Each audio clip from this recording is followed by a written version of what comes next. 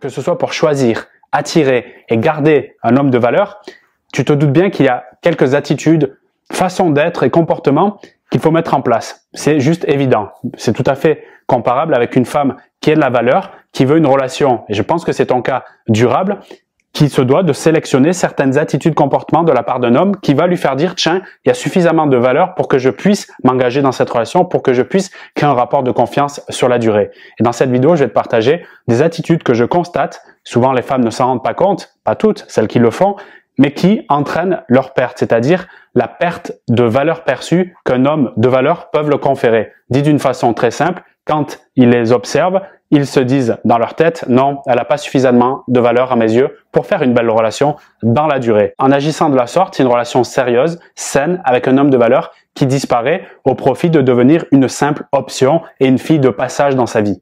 En bref, je déclare vouloir du sérieux, mais mes actions ne suivent pas et dénotent au contraire un manque de sérieux.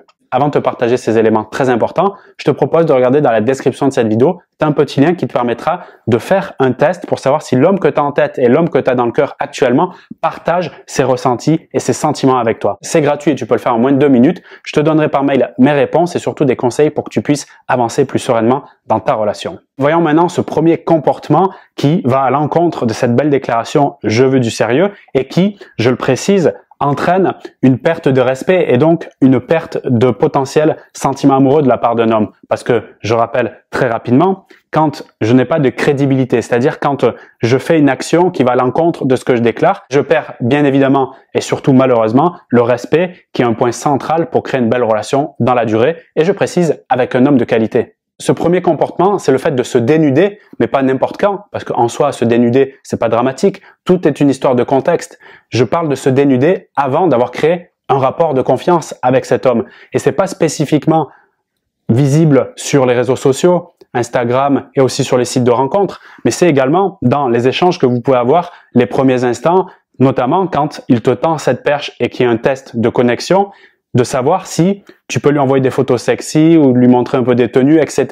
Quand il fait ça, consciemment ou inconsciemment, il est en train d'évaluer si tu es, entre guillemets, la femme à marier, celle qui se voit avec elle dans la durée, avec les enfants, etc. ou celle qui est légère, avec laquelle il ne se voit même pas plus qu'une soirée. Donc c'est très important déjà de comprendre ce test-là ou ce piège qui est mis en place, mais surtout de pas tomber dedans en se dénudant trop rapidement, je le précise encore une fois, avant d'avoir installé un rapport de confiance. C'est-à-dire que quand je pense à lui, je me sens suffisamment en sécurité et sereine pour lui partager un peu de mon intimité, c'est-à-dire qu'il ne le partage pas déjà à ses amis ou je ne sais où sur Internet ou qu'il ne fasse pas des trucs bizarres avec, déjà rien que pour commencer. Donc c'est la première chose, ne pas se dénuder avant de créer le rapport de confiance. J'en parlais dans un programme spécialisé pour comprendre la psychologie des hommes sur les sites de rencontres. Si tu veux y accéder, tu as le lien aussi dans la description de cette vidéo. Et j'analysais les profils de femmes qui justement correspondaient malheureusement, donc dans la bio, c'est-à-dire la description que on fait pour se présenter à un potentiel partenaire, pour avoir un match, comme on dit sur les sites de rencontres,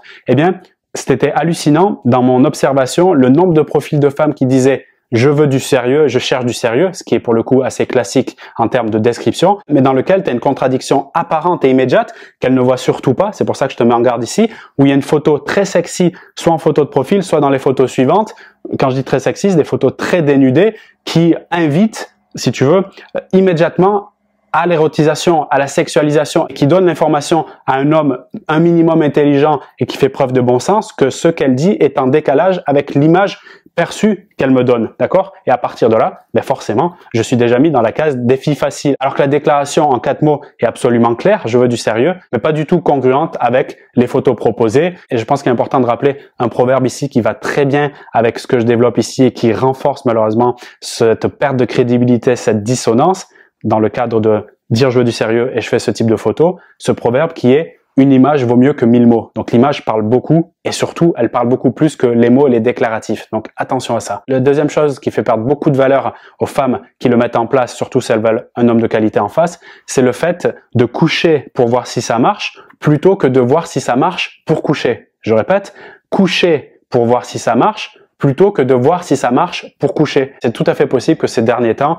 notamment encore une fois sur les sites de rencontres, tu as rencontré un homme qui t'a dit j'ai envie d'aller un peu plus loin pour voir si ça peut coller entre nous, ou une phrase de ce type. Quand il te dit ça, même si au fond de lui, son intention c'est d'avoir une relation à long terme, il est quand même dans une disposition ou il fait peu d'efforts pour avoir beaucoup de résultats, d'accord? Il fait la chose qui est la plus simple pour lui, essayer de coucher rapidement. Et je dirais la plus simple et aussi la plus facile et agréable, j'oserais dire, pour le côté psychologie masculine quand on revient à l'évolution de l'espèce. Si j'accepte ça, qu'est-ce que je fais?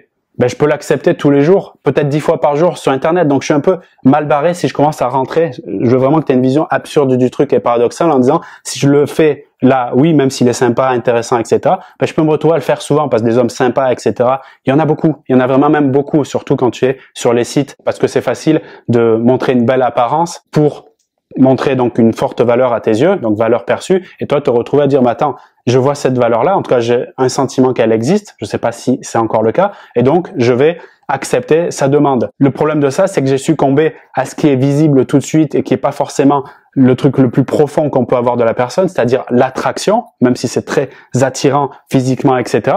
Mais je n'ai pas, et c'est l'erreur, pris le temps de vérifier s'il y avait une compatibilité, c'est-à-dire d'évaluer s'il correspondait en tout point, ou en tout cas un maximum de points, à ce qui est important à mes yeux, mes valeurs, ma vision du monde, la vision d'une relation, le mode de vie, comment on gère avec les enfants, la confiance, la situation avec l'argent, l'engagement, bref, pris du temps pour avoir des vrais moments de qualité, pas orientés sexuels, mais orientés se connaître et se découvrir, ce que j'appelle la phase de découverte qui peut durer 1 à 3 mois en moyenne si on se voit régulièrement, et à partir de ce moment-là, vérifier si tout cela colle pour créer naturellement, je dirais, ce rapport de confiance et éventuellement, si le désir est mutuel et surtout consenti, à partir de là, on pourra voir qu'est-ce qu'on peut faire dans la chambre à coucher.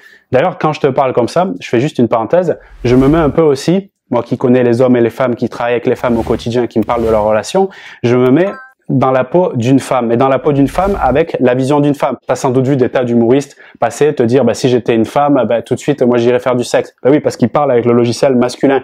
Mais là, je fais l'effort de me mettre dans la peau d'une femme et dans la tête d'une femme.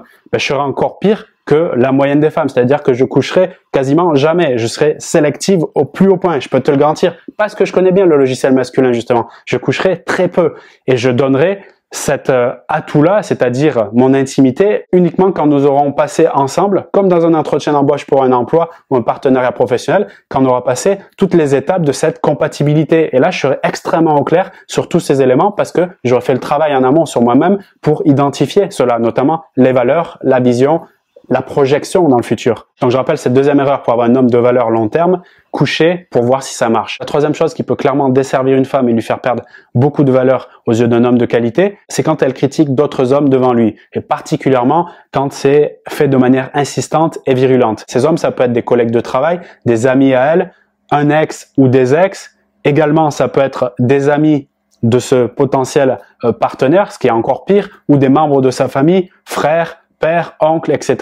Bref, tout ce qui consiste à attaquer l'autre sexe. Parce que d'une certaine manière, c'est-à-dire le sexe du partenaire potentiel, d'une certaine manière, ça l'amène à se dire, mais attends, elle a un souci avec les mecs ou quoi? Est-ce qu'elle a un truc en termes guerre des sexes, tu vois? Ça peut avoir ce truc de, comme on pourrait dire, tu sais, de façon populaire, elle est rageuse, tu sais, elle a un truc comme ça contre eux. Et ça peut indiquer quelque chose qui est vraiment, d'un premier temps, désagréable, mais en même temps, pas du tout attirant. C'est ça le problème, ça peut faire perdre la valeur. Parce qu'il peut tout simplement se dire, dès que j'ai le dos tourné, qu'est-ce qu'elle va me trouver? Donc on est loin du schéma qui est sain et bon pour une relation à long terme, qui serait la coopération, le partenariat. Là, on se rapproche plus d'un truc compétition. J'ai un sentiment peut-être caché, mais qui peut se ressentir ici chez un homme en plus qui peut avoir une sensibilité, une intelligence émotionnelle, donc une forme de je suis aigri, je suis un peu frustré par les hommes de manière globale. Surtout si je parle aussi mal de mon père, ça peut aussi, je le rajoute, être extrêmement important.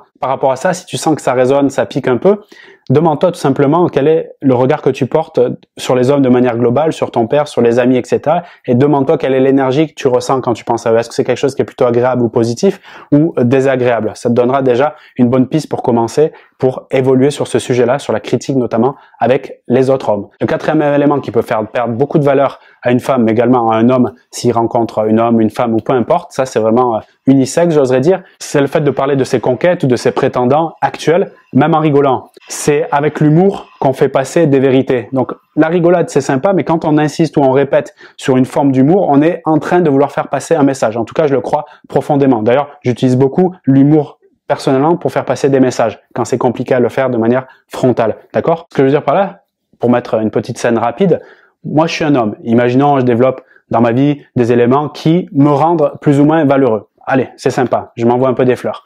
Et je rencontre une femme qui va parler, en fait, sur les sites, imaginons, de personnes, d'hommes qui la convoitent, qui la sollicitent, même, pourquoi pas, envoyer les photos ou les captures d'écran, je le vois souvent. Ce genre de choses, l'idée derrière, et je la comprends, c'est je lui montre que j'ai des possibilités, je suis pas seul au monde, je suis pas en manque, etc. Il y a même peut-être des hommes de valeur qui me convoitent, etc. Et je veux aussi peut-être le rendre jaloux, ou en tout cas tester pour voir s'il a un intérêt vers moi grâce à une potentielle jalousie de sa part qui émergerait. Pour expliquer simplement, il y a deux grandes catégories. L'homme qui galère un peu dans sa vie, qui sait pas où il va, il fait de son mieux, mais franchement, tu vois que ça avance pas trop. Et il y a celui qui essaye de se démener pour améliorer sa situation, la situation de sa famille, etc. Grosso modo, on va dire. Tous les deux sont respectables. Chacun fait ce qu'il peut avec ses armes. Dans cette catégorie-là, un homme qui a peu d'estime, peu de confiance, c'est difficile pour lui, d'accord, qui y croit pas trop. Ben là, c'est sûr que ça va le piquer un peu et ça peut effectivement déclencher de beaucoup d'énergie vers toi, de la jalousie, quelque chose, et il va vouloir s'accrocher parce que tout simplement, sa vision est un peu étriquée sur lui-même et ses possibilités, il a peu d'options, il essaie de garder, je dirais même de sauvegarder le peu qu'il a. Moi, ce que je te demande, c'est de pas devenir ce peu pour lui, c'est-à-dire ce petit bout de pain. Tu peux être beaucoup plus que ça.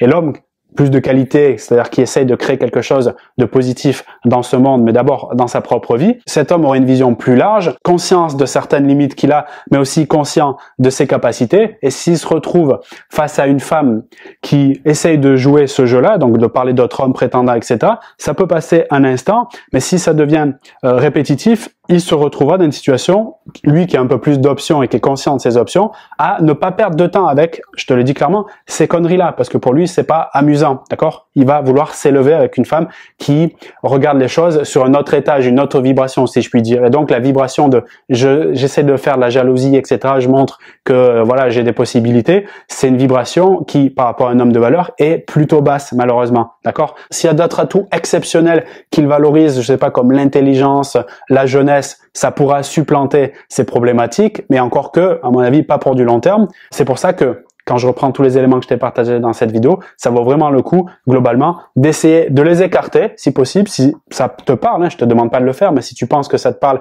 et que c'est pertinent, de les écarter pour te concentrer sur ta vraie valeur, ton authenticité, celle qu'il pourra avoir, qui est une valeur intrinsèque. Ça t'évitera de mettre en place des vieilles techniques de manipulation ou de créer des rapports de force pour te rapprocher de l'homme qui va faire la différence dans ta vie. Et toi, en tant que femme, faire la différence dans sa vie aussi. Puisque c'est ça la vraie valeur, c'est prendre conscience de ce que je peux lui apporter avant tout. Je suis une offreuse et non une demandeuse. Ok?